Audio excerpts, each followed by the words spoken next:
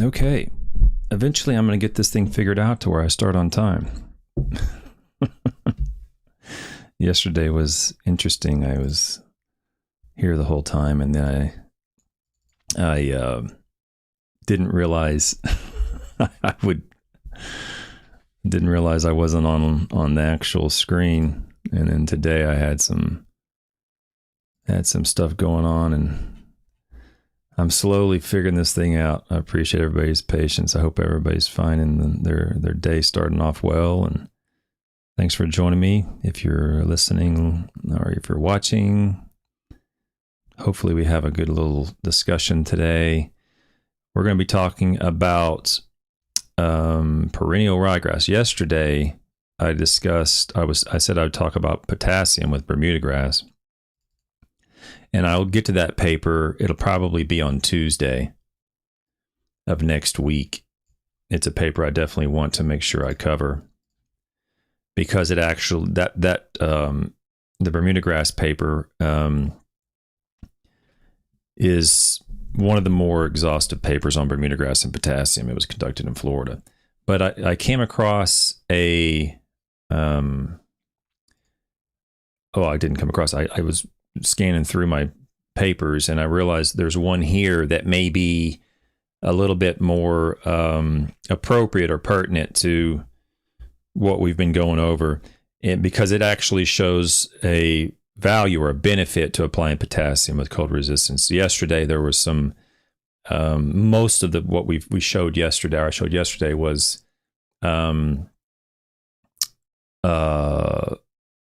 Dr. Miller's study, I believe it was. We're going over yesterday. I don't recall now. But there's not a clear-cut case where potassium was consistently showing a benefit. And so I don't want that to be, I don't want everybody to go away with the concept that potassium is never good and you never want to apply it. There's never going to be a response to it. I would say in general, you're probably going to be saving a lot of money if you start there, but that's not fair. There are some benefits to applying potassium, and they're just not consistent, and they're not. It's not very common. So that's what I wanted to go over today. So we're going to talk about the effects of nitrogen and potassium, fertilization on perennial ryegrass cold tolerance during deacclimation in late winter and early spring. So the way this is going with the channel now titled Turfgrass Epistemology. Well, first of all, what is that?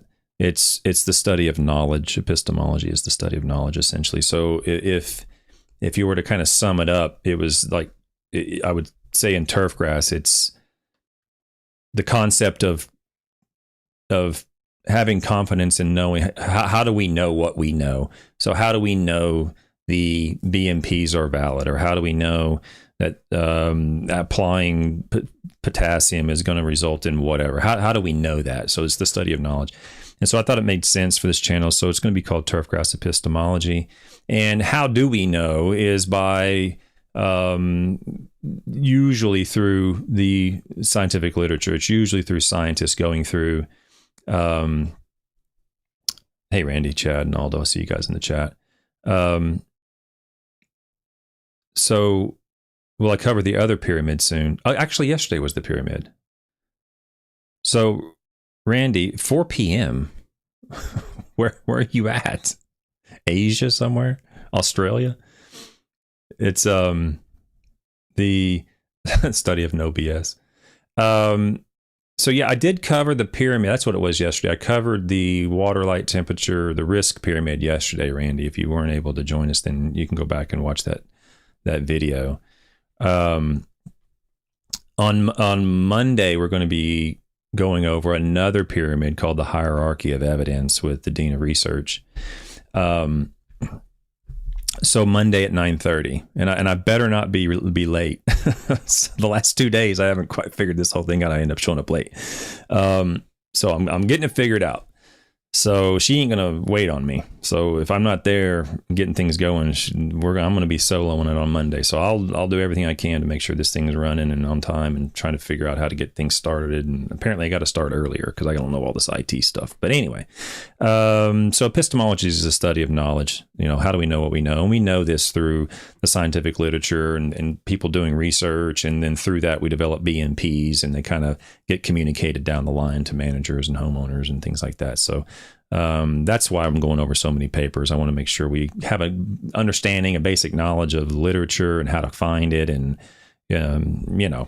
all these things. So as I usually start with these, I want to make sure everybody understands how I find these papers. This paper is not as easily acquired as some of the other papers, because the other papers are in Crop Science or Agronomy Journal or something like that.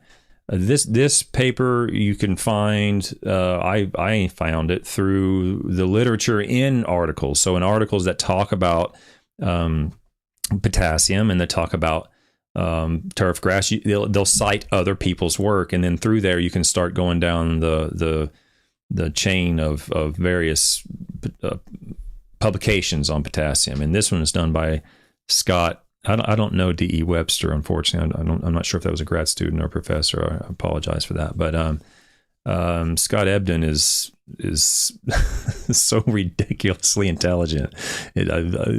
He's super nice, super kind guy, and man, he is so smart with statistics. It makes me feel like I'm in kindergarten when I'm around him doing statistics. So this is one of his papers he did a few years ago, and he published it in Hort Science. But the way you can find this is looking through the literature of other papers, and then going to Google and searching, or going to turfgrass information file, and searching for the title that you found in some other paper. So for example, in this paper, he cites a lot of articles, and you can go down here and you can find, I can't highlight in this article for some reason. You can find all these various articles that he cited, and then you can go look those articles up. So just copy and paste this into Google, and usually they'll pop up. If they don't, then go to Google Scholar or go to TGIF, Turfgrass Information File, and you can find these various articles. So for example, if you wanted this article down here by White, cold acclimation and deacclimation in cool season grasses. I mean, there's a citation here. This was actually at a proceeding at a conference, but you can go find this information that way. That's a good way to find information. It ends up being, because it's always citing publications in the past, you end up kind of going backwards in time. If you want to find some of the more current literature, you need to do a little bit more of a current search. But anyway, this particular article is in Hort Science. Now, Hort Science is a part of the American Society of Horticultural Sciences. So if I can go to the internet, and see if I can make this work over here, and I cannot, apparently. Well, so we'll just stay with the PDF. You can go to ASHS, American Society of Horticultural Sciences.org, and you can search their journals. So that's where this is found. Hort Science is where this article is published. Okay, so that's how I would go about finding it. The pyramid. The other one that begins with drainage, brown one, you show it on the Grass Factor show. I'll look it up. I'll go back and watch that video, Randy. I don't particularly recall that, but I'll look it up, and if it jogs my memory, I'll go over it.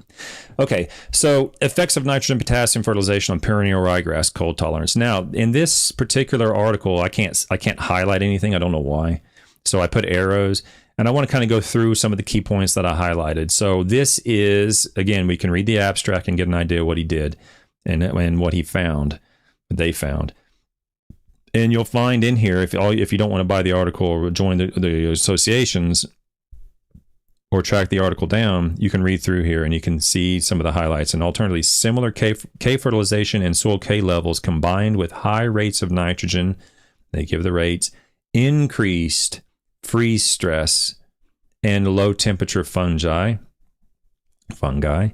So it increased the stress at these, But at N rates routinely applied to perennial ryegrass, higher soil extractable K beyond those levels currently recommended for optimum shoot growth could provide some benefit in enhancing cold hardiness. Late fall applications of N did not appear to increase potential for wind injury. So what he's saying here is, in the abstract, is you can see that this is an odd paper, because what you find at one N rate doesn't happen at another N rate, okay? So if you say, I'm just going to go apply potassium at 0 N, what these authors will find is that X happens. If you go apply potassium at 2 pounds of N, something else happens. So that you can find that in the abstract, okay? So that's what he's saying here at the end. So we're going to go through here, and it's very, this article is not the easiest one to interpret, because there's a lot of really complex statistics in it. But I'll do my best to kind of bring it to a level that it's practical, I guess is the way to say it. I wanted to highlight a few things in the introduction. Remember, the introduction of all papers is the setting. You're trying to provide a justification for the work. You're trying to describe what has happened in the past literature, what some researchers have found, and then justify your objective or your hypothesis. So why are we even doing this? We're doing this because there's an observation, there's a problem. This is what some people have done in the past. However, they didn't address this specific issue, or there's some unique thing about the question that we're asking that other people haven't really thoroughly investigated, and then therefore we're doing this work. That's what the introduction is designed to do. So there's a few things he highlighted, or he mentioned here. So the first arrow says, research has shown that creeping bentgrass is one of the most tolerant cool season grasses to low temperatures, while perennial ryegrass is one of the most susceptible. Okay, so right there from the beginning, we have a context of what we're going to be looking at. They're looking at perennial ryegrass. It's a cool season grass. It's often overseeded in Bermuda grass, fairways, or lawns occasionally. Not so much nowadays, but it has been. Occasionally you'll find a full stand of just perennial ryegrass. But they're differentiating between perennial ryegrass and creeping bentgrass. So what we're going to find is specific to perennial ryegrass. So please don't misinterpret these results as, Dr. Ebdon published a paper showing that applying potassium does increase cold tolerance. That's true, but it's specific to perennial ryegrass. So if you don't have perennial ryegrass, to go from perennial ryegrass to tall fescue, or ryegrass to bluegrass, where it's still in the same sort of family of cool season grasses, is not a valid comparison. Okay.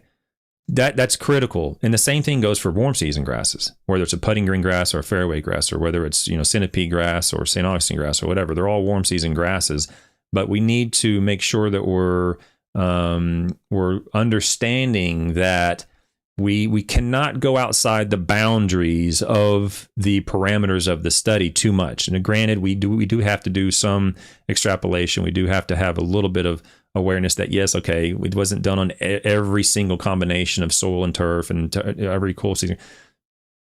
So we can do a little bit of extrapolation, but we can't go outside the boundaries very much. So in other words, what I'm saying is, take it for what it is on perennial ryegrass, but don't turn around and say, hey, I have tall fescue and I'm in New England, or I'm in the Pacific Northwest or wherever. And so I should be applying potassium too, because Dr. Ebdon said that potassium is useful. He said it's useful in his location for perennial ryegrass. If you have perennial ryegrass, say, and he's in Massachusetts, I think he's in Massachusetts. Yeah, Massachusetts. So if you have perennial ryegrass, say in New Jersey, then that might be relevant, okay, or New Hampshire, then it might be useful to you. But if you have perennial ryegrass overseeded on fairways in Oklahoma, it might not be, okay? So keep that in mind, okay? So he starts that off by differentiating perennial ryegrass is the most susceptible, or is one of the most susceptible to to low temperature, okay? The biological explanation underlying low temperature injury is crown hydration, which increases with tissue in. So when you talk about cold hardiness, generally the consensus of specialists in this area are measuring the hydration of the crown of the plant. Okay. If it dries out and it desiccates, there's a good relationship between that occurring and winter kill. If it remains hydrated, if the crown remains hydrated throughout the winter, then the likelihood of winter kill greatly declines. Okay. So this is critical. A good piece of information to take with you is that it's the hydration that is critical, and that's oftentimes what people associate the application of potassium with, increased tolerance of winter kill, even though in the literature it's certainly ambiguous. Sometimes you see it, sometimes you don't. Okay. Markland and Roberts found that tissue hydration levels decreased with increasing amounts of potassium. So in this particular study in 67, the hydration was going down with increased amounts of potassium. And I may pull that Markland and Roberts 67 paper to discuss it. But Hurto and Troll, 1980, evaluated low temperature hardiness on perennial ryegrass using sand culture. They reported an inverse relationship between winter kill and water-soluble carbohydrate content and positive correlation between winter kill and tissue K levels, with the maximum tiller survival provided by a 2-to-1 N to K. So remember, we've been talking about N ratios in some of the past videos. And in this particular study in 1980, they found that where is it worded? Carbohydrate level and positive correlation. Okay. They found K levels with a maximum tiller survival. So maximum survival occurred with a 2-to-1 N to K in that study. Other studies find different things. Although Cook and Duff 74 reported tissue K contents ranging from 0.7 to 3% during the cold hardening period in tall fescue, no connection was detected between potassium nutrition and freeze tolerance in that study. So here's another study where there was no connection. Okay. Similarly, no relationship was observed with potassium and freeze tolerance of tall fescue and carbohydrate level from the Cook and Duff study in 76. So what he's saying, basically, he's setting the stage saying that there's been several studies published where there's really not much of a relationship between potassium and cold tolerance or freeze tolerance. Where there has been a benefit, it's been from a 2-to-1 application of nitrogen to potassium in those studies. Okay, that doesn't mean it's going to be the case in every study. There's actually publications showing greater amounts of potassium will result in a greater amount of winter tolerance. And that's what this study is going to show that I'm going through right now. Okay, let's keep going through the introduction. I just want to point out a few things. Beard and Reike, 66, reported that an N to K ratio of 2-to-1 provided maximum low temperature survival of Kentucky bluegrass and creeping bentgrass at all levels of N applied, from 0 to a very high level. Okay. Their results suggest that a balance of potassium that is 1/2 that of nitrogen is important for maximum cold hardiness rather than low N or high K. So we're going to show, or Dr. Ebdon's going to show in this paper, that that's not what happened in his case with perennial ryegrass. But he showed, 3 or 4 publications that either potassium didn't really have much of an effect, or when it did when it was applied at half the rate of nitrogen, when nitrogen was applied at the rates listed they showed. Okay.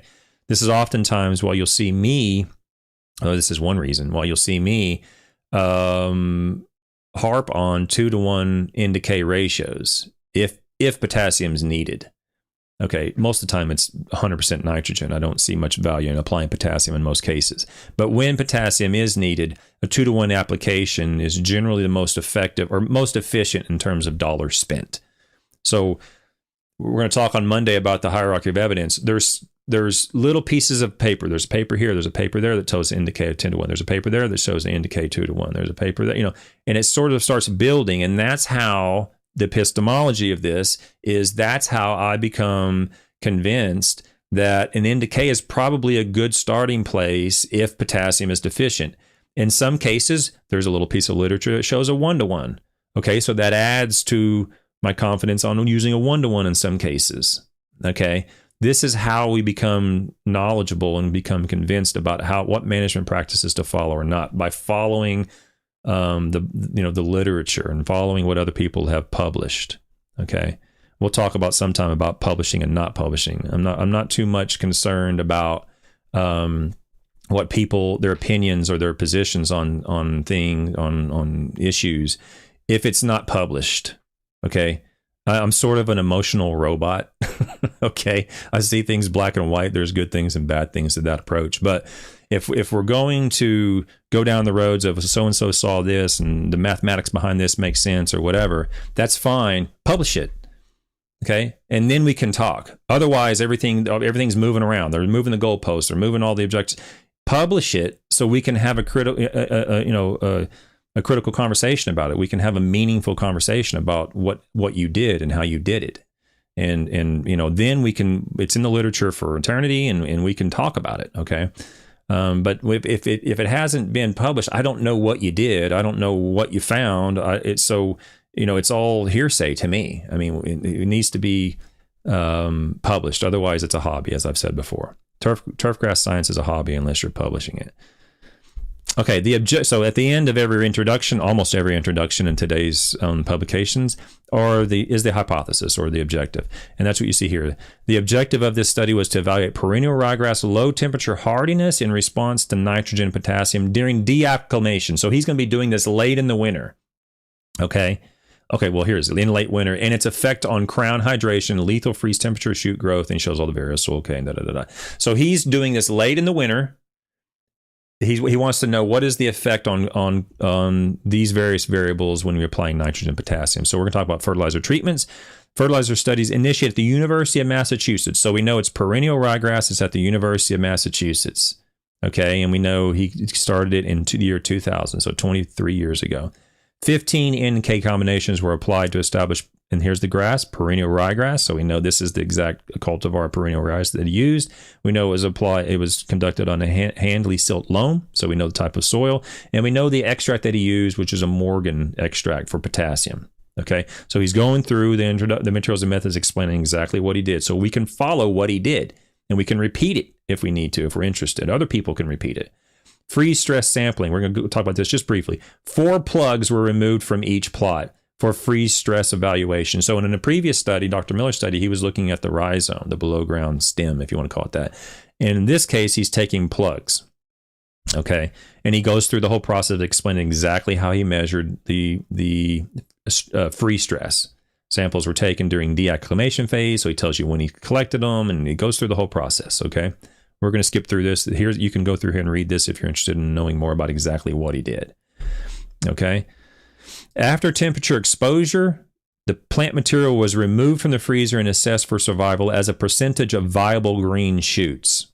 Okay, so that's how he measured the survival, basically. Survival is the percentage of viable green shoots. The temperature at which half the plant tissue that survived based on regrowth recovery was expressed as LT50. So oftentimes you'll see that survival is like what temperature resulted in death of half of the samples. Okay, free stress electrolytic leakage. This is a similar variable they measured in the Miller study, where leaves and roots were removed from plant samples. So in this case, he's looking at he removed the leaves and roots, leaving only the crowns. So 5 crown samples were placed. So the previous one we were talking about rhizomes. Now he's measuring crowns. So it's a little bit of a different measurement method than what was published by the Miller study. Okay, so we're looking at the same effect, freeze tolerance or winter hardness, whatever, but they're measuring it in a different way. So why is that important to you? Because if you come across this literature, you come across someone saying this, well, Miller found that and Scott and Ebdon found that. Well, yes, they're different. They measured them different. They're doing different grasses. So you have to contextualize everything to compare apples to apples. Okay, we're going to go through. We're actually going to come back and look at some of these graphs in a minute. Actually, we're going to do that now. I was hoping I could find a way to zoom in on this a little bit. I'm not sure if I can do this or not with my limited knowledge of stuff. So we're going to get to the results in discussion, see if I can figure out how to do this. Okay, that might be better. So predicted crown moisture content of perennial ryegrass during late winter. Okay, fertilizer, So here you're going to see the applications of nitrogen going up on this secondary x-axis, And here you're going to see the application of potassium going up on this x-axis here. And then on this, I predicted crown moisture. Okay. So he is predicting, remember, when the crown dries out is when the risk goes sky high in terms of winter death, winter kill. So we're looking at the combinations of products that will result in increased moisture in the crown. And we see as nitrogen goes up, we see the moisture kind of go up. It kind of goes up and then down. And as the potassium goes up with very little in, we see not much increase over here. Okay. But as the nitrogen goes up and the potassium goes up, we see an increase in crown moisture. So that's how you read this graph.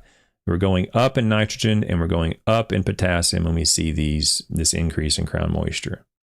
All right. So just the application of potassium alone doesn't look like it hardly did anything from 49, if I'm reading this correctly, from 49 to 441. We didn't see much change. So this is, in my opinion, a good piece of evidence to limit or eliminate 100% potassium applications on perennial ryegrass in Massachusetts if you're looking to increase crown moisture. Simply applying only potassium didn't do much. Applying potassium with nitrogen is where we saw the benefit. Okay, I hope that makes sense to everybody. We can read through all the details and all this stuff. I was trying to do this yesterday, but I was having some problem. Like, for some reason, I can't highlight anything in this particular PDF. I don't know why. I have highlights selected, but it's not letting me highlight. So you have to just follow my cursor around. And then we'll jump to the conclusions after the results. So here's the predicted lethal temperature, where 50% would be dead. And we actually find that a similar graph. The potassium with very low nitrogen, actually, as the potassium goes up, we see the temperature go down. In this particular case, the predicted lethal temperature, we want to go down, I guess. I mean, if I'm reading this correctly, we don't want a predicted lethal temperature of 0 degrees Celsius as opposed to -8. That means as soon as it freezes outside, it's lethal.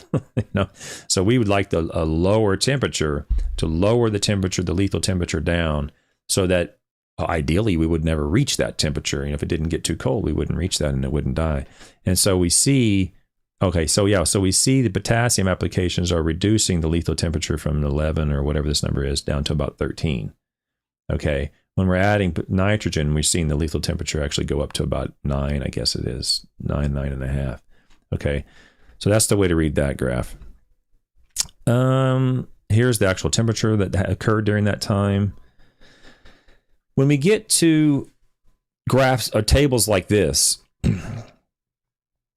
you can go through here or you can read the results in the text. Okay. It's probably easier you can go through here and find all your comparisons if you want to look at it. But it's probably easier to read what the authors wrote, because they're going to write sort of the highlights. They're going to hit on the main points that occurred. Okay.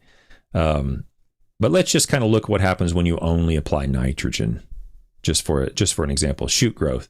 1 pound of nitrogen, remember 49 kilograms per hectare is 1 pound per year. So per year here, when you see year -1, that means per. So kilograms per hectare per year.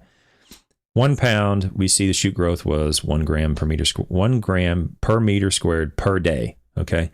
And we add 3 pounds and we see 3. We add whatever this is, 5 pounds, or I can't do the math that quick in my head. We show the shoot growth continue to increase with increased nitrogen, of course. Tissue K goes from 2.9% or 29.6 grams per kilogram, goes up to 3.4% with nitrogen. So we're adding nitrogen, we're increasing the shoot growth, and we're increasing the concentration in the leaf tissue. We're decreasing the K. Now you can go back and read the materials and methods and find whether he removed the clippings or put the clippings back on the plots. I don't really remember. But we're adding nitrogen higher and higher and higher, and we're depleting the soil K. Okay. And then we have snow mold percentage. We see the snow mold go from about 50% to 62%, which is significant biologically and statistically. When you see this LSD minus or negative, 0.05. What this means is the least significant difference at the 5% confidence level.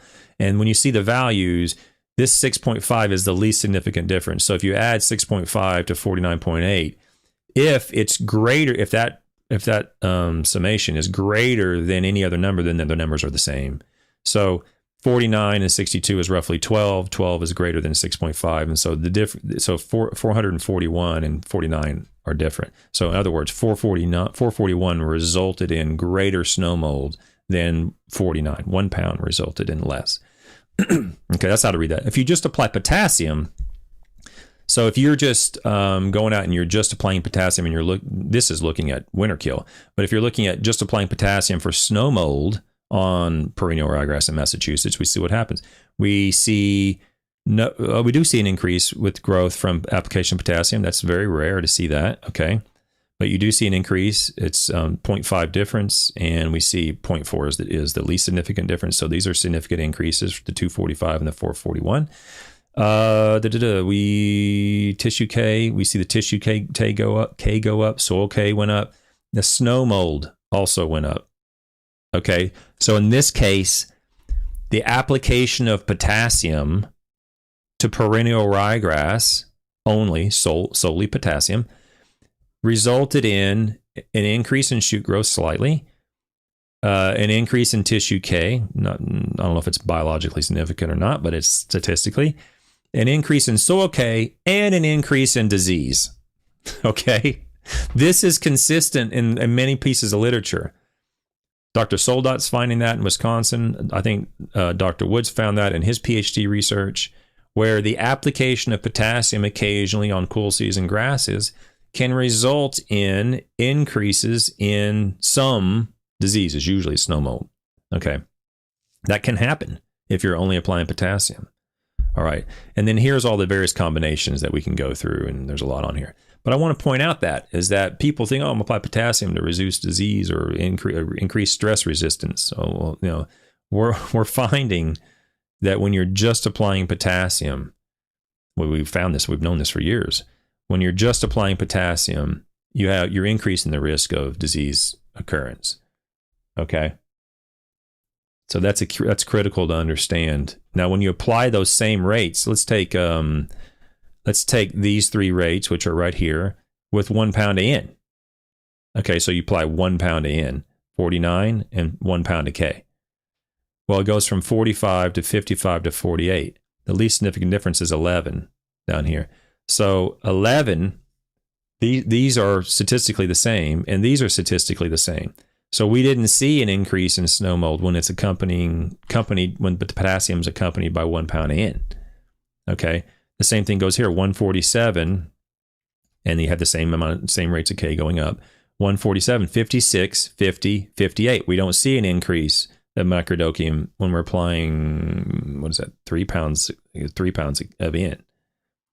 So you got to read these things sort of, critically to really understand. Oh, don't apply any potassium because it's increasing snow mold on perennial ryegrass. It did when it was applied by itself, but not when it was applied with a little bit of nitrogen. Now, when you go to the higher end, the high rates of nitrogen, so we're up here in the 343. Someone can do that math for me real quick. I always forget these. 343 divided by 49, 7 pounds of N. So when you're up here in 343, 7 pounds of N, you go from 48% to 62%. That is resulting in an increase in disease. The application of potassium with nitrogen at that 7 pound rate. Okay. And the same thing goes for the application of potassium at the 441. What is 441 divided by 49? 9 pound rate. So at these very high rates of nitrogen, potassium is exacerbating disease, snow mold on perennial ryegrass. Okay. Critical to understand that. Don't apply it by itself. Don't apply it with high rates of nitrogen. Apply it with a little bit of nitrogen and you're okay. Okay. Okay, electrolyte leachage predicted of cold tolerance was affected by K interaction with N in ways different from actual whole plant survival. For example, here, so same thing. So with the 1 pound of, with nitrogen applied at 1 pound, increasing levels of K significantly decreased predicted cold hardiness. Okay, so the potassium applied with a little bit of N decreased, and that's from the figure 4, which was right here. Okay, so predicted lethal temperature, and we see nitrogen going up, potassium going up, and we see the predicted lethal temperature over here. Actually, I think that was opposite over here. So, electrolyte leakage. Okay, electrolyte leakage. Okay. So you can read through there and find what that means. Predicted shoot growth rate. So if you're looking at shoot growth rate as affected by N, of course, N goes up, shoot growth goes up. As K goes up with little N, we don't see much going on, but we do see some effect as the nitrogen rates.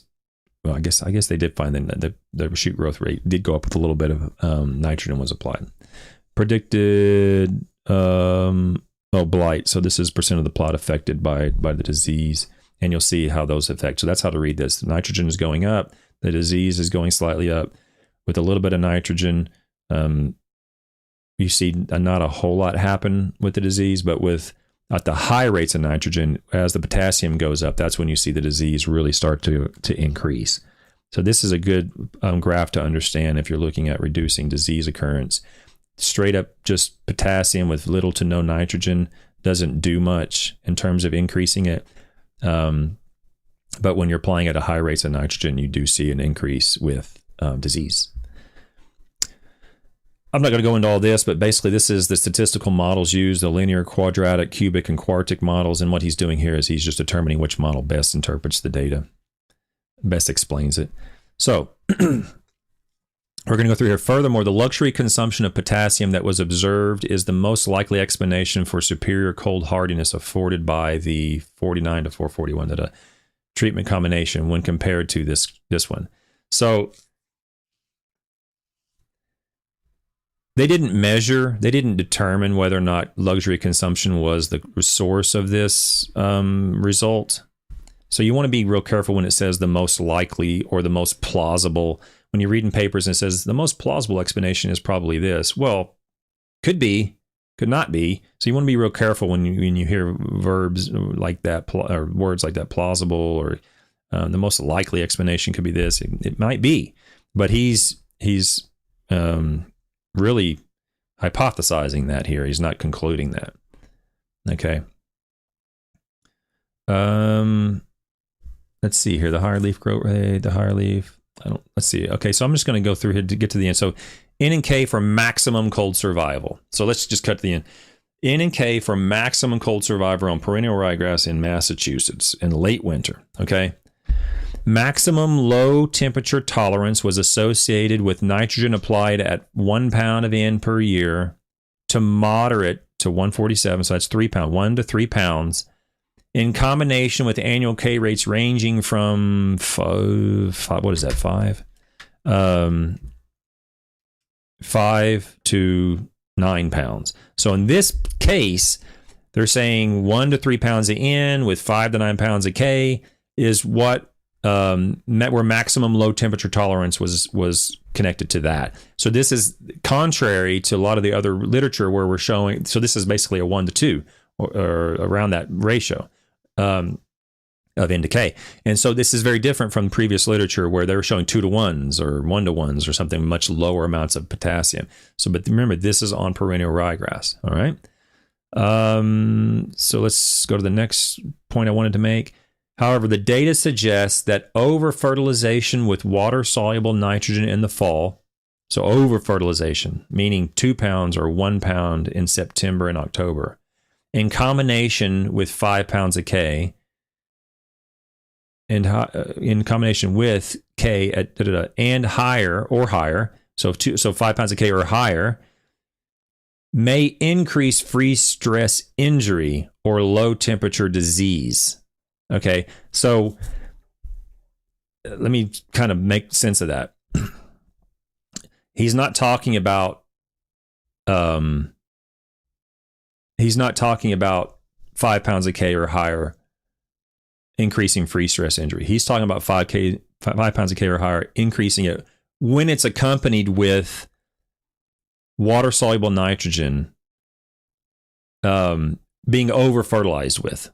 Okay, so when you're over fertilizing with nitrogen, then those potassium levels can be detrimental. It's critical to decipher that a little bit. Okay, it's not that they're resulting in it. It's that when it's applied, when you're going outside the BMPs, when you're applying nitrogen at a rate that exceeds what we recommend, then you're going to have some issues, which is one reason why we have the BMPs done the way they've done. Because we do these crazy rates of 10 pounds a K and 10 pounds a N and 15 pound. We do these really, really crazy rates to see what happens to these high ends. And so we know the safety factor. We know what we're recommending is within reasonable safety limits. Okay, so high rates of nitrogen and high rates of potassium may result in increases in free stress injury. Okay, and low temperature disease. No shoot growth response in perennial ryegrass was observed in this study with increasing soil exchangeable K at N rates of 5 pounds or lower. Okay, so the shoot growth rate did not increase with increasing soil exchangeable potassium whenever the nitrogen was applied at 5 pounds or lower. Okay. So if you're thinking you're going to increase shoot rate at these normal nitrogen applications, say 1, 2, 3, 4 pounds in, you're applying potassium. It's not usually. They didn't find that in this study, I guess. So at these nitrogen rates, soil exchangeable potassium of 135 milligrams per kilogram and possibly lower were more than adequate for maintaining optimal shoot growth. So remember, they did the Morgan extract. So you might be familiar with Malix and these things.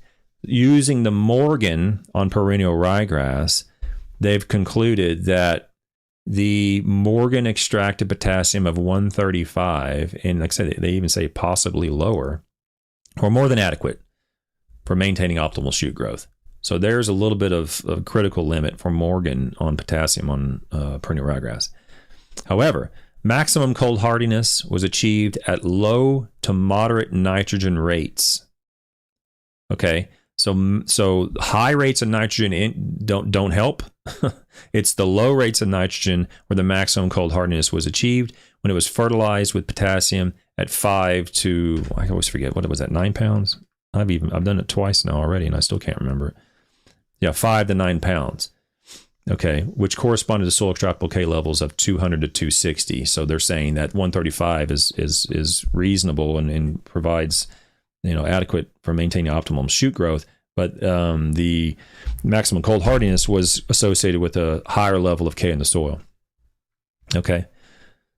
Last thing is let's see. At these high rates, at these high nitrogen rates, winter injuries from free stress and low temperature fungi increased with potassium fertilization at soil exchangeable levels of 125 and higher.